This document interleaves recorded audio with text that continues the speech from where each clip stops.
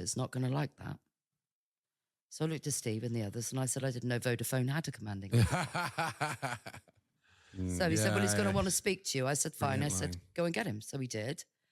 And this very stocky, angry man came marching over. You're trespassing. Have you got permission to be here? I said, I don't need permission. That's a public footpath. So he got a bit more animated. He was, no, that's a public footpath. And I said, are you joking? I said, that's like 12 feet away.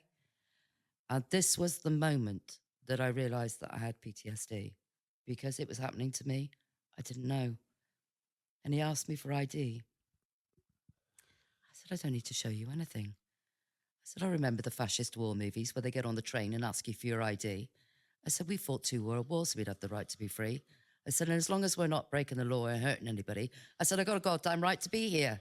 You know, but I was shouting it by that point. I went from 0 to 100. Real quick. Real quick. And he just stood there quite dumbstruck and said, I admire your passion. I thought, it's not passion, you know, it's our rights and people don't know it anymore. But with that, he's gone back to the campsite and didn't say another word that night. The next morning, they